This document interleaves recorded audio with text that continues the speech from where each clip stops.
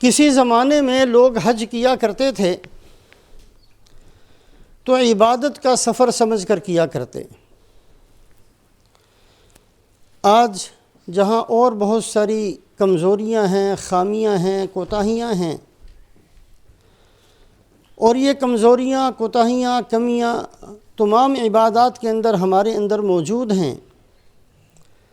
زندگی کے ہر حکم کے اندر اور ہر حصے کے اندر، خواہ اس کا تعلق معاشرت سے ہو، معیشت سے ہو، کاروبار سے ہو، حکومت سے ہو، سیاست سے ہو، ہر شعبے کے اندر بہت ساری بے دینیاں آج ہمارے اندر موجود ہیں اور دین سے بہت دور جا چکے۔ بہت ساری دینی باتیں اور دینی احکامات ہماری زندگیوں کے اندر موجود نہیں رہے۔ اسی طریقے سے حج کا سفر اللہ کے نیک بندے کسی زمانے میں عبادت کے طور پر کیا کرتے تھے۔ آج ہم حج کرتے ہیں سفر کے طور پر۔ یہ حج سفر نہیں ہے، ایک عبادت ہے، چونکہ ہمارے سامنے ایک سفر ہوتا ہے۔ ہماری ساری کوشش اور محنت صرف سفر کے مطابق ہوتی ہے۔ جیسے سفر کے لیے پاسپورٹ ہو، سفر کے لیے ویزا ہو، سفر کے لیے ہوٹل کا انتظام ہو، سفر کے لیے کھانے پینے کا انتظام ہو، سفر کے لیے پلان پروگرام، یہ ساری چیزیں بحیثیت سفر کے جیسے اختیار کی جاتی ہیں۔ اللہ پاک ہمیں سمجھ کی توفیق نصیب فرمائے اور اللہ پاک ہماری زندگیوں کے اندر تبدیلی کو پیدا فرما دیں۔ حج کا سفر بھی بہت لمبے عرصے سے ایک سفر کے طور پر امت نے اختیار کیا ہوا ہے۔ کچھ چیزیں ایسی ہیں جو قانونی طور پر ہمارے گلے پڑی ہوئی ہیں، لیکن عبادت کے پہلو سے سفر کو اختیار کرنا،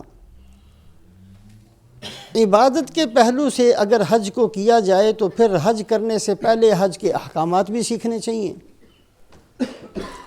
حج کرنے سے پہلے حج کی نیت کیا ہونی چاہیے، اعمال کیا ہونے چاہیے۔ ہم نے اپنے بڑوں سے، اپنے استادوں سے جو بہت بڑھاپے کے اندر جن سے بخاری شریف پڑھی تھی ہم نے، انہوں نے اپنی جوانی اور بچپن میں حج کیا تھا۔ وہ اپنے زمانے کی بات بتایا کرتے تھے کہ ہمارے زمانے میں حج کے لیے جو بندے جایا کرتے تھے، وہ جانے سے کئی مہینہ پہلے، ابھی گئے نہیں ہیں، کئی مہینے پہلے بہت سارے حرام اور مکروہات کو چھوڑ دیا کرتے تھے کہ اللہ کے گھر جانا ہے، اللہ کے گھر کی زیارت کے لیے جانا ہے، میں نے یہ کام نہیں کرنا۔ جس کا لینا دینا ہوتا وہ ختم کر دیا کرتے، گھر گھر جا کر معافیاں مانگا کرتے، گھر گھر جا کر صلح صفائی کیا کرتے۔ کسی سے کبھی لڑائی ہوئی تھی، کبھی کڑوی کسیلی کہہ دی تھی، پاؤں پکڑ پکڑ کر ان سے جا کر معافی مانگا کرتے۔ دماغ میں عبادت ہوا کرتی تھی کہ ایک عبادت کے لیے ہم نے جانا ہے جو بہت اہم قسم کی عبادت ہے۔ وہ سفر کے طور پر تیاری نہیں ہوتی تھی بلکہ عبادت کے طور پر حج کی تیاری ہوتی تھی۔ اور وہ اپنا بھی بتاتے تھے کہ جب ہم مکہ مکرمہ پہنچے ہیں تو اس زمانے کے اندر مکہ کے رہنے والوں کی بھی عادت اور مزاج اور طریقہ ان کا یہ تھا کہ رمضان المبارک ختم ہوتے ہی عید الفطر جو ختم ہوئی تو وہ اپنے کاروبار بند کر دیا کرتے تھے کہ جتنا کمانا تھا کما لیا۔ اب بیت اللہ کی زیارت کرنے والے اللہ کے مہمانوں نے ہمارے شہر میں آنا ہے، اپنے گھروں کے دروازے کھول دیا کرتے، ان کو کھلاتے بھی تھے، پلاتے بھی تھے، حج کرنا بھی سکھاتے تھے، ان کے ساتھ ان کی ضرورتوں کو پورا کرتے تھے۔ یہ مکے کے رہنے والے، پیسے ٹکے کی بات ان زمانے میں نہیں ہوتی تھی۔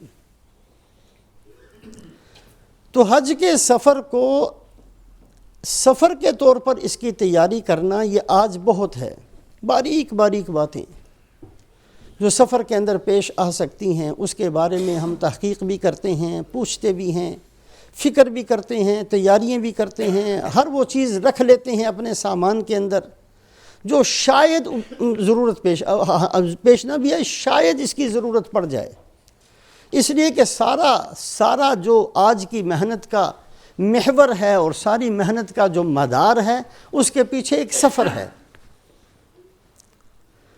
حج کو عبادت کے طور پر حج کی تیاری کرنا، عبادت کے طور پر حج کو سیکھنا، عبادت کے طور پر حج کو پورا کرنا، اور پھر واپس آتے ہوئے کہ ہم ایک عبادت کر کے آئے ہیں، اس طریقے سے واپسی ہونا، یہ ایک مسلمان کے لیے ضروری ہے۔ بہت ساری چیزیں بدل گئی ہیں، صرف حج نہیں، نمازیں بھی ہماری وہ نہیں رہیں، زکوٰۃ بھی ہماری ویسے نہیں رہی، روزے بھی ہمارے ویسے ہی نہیں رہے، کوئی بھی ہماری عبادت اس کے اندر جان اور طاقت اور قوت اور روحانیت نہیں رہی، لیکن کم سے کم درجے میں ہم نیت تو کریں، نیت تو ہونی چاہیے کم سے کم درجے میں کہ ہم حج کے لیے ایک عبادت کے لیے ہم نے ارادہ کیا ہے، سفر کے لیے نہیں، ایک عبادت کا ارادہ ہے، اور بہت ہی اہم ترین عبادت بیت اللہ کا دیکھ لینا۔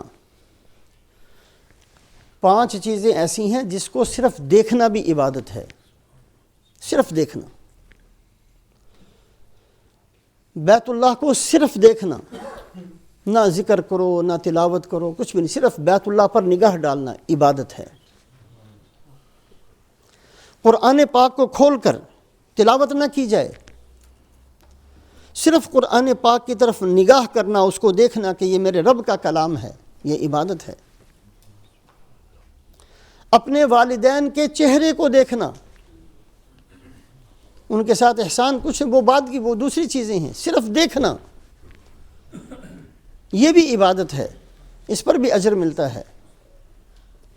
زمزم کو دیکھنا، اس پر بھی اجر ملتا ہے۔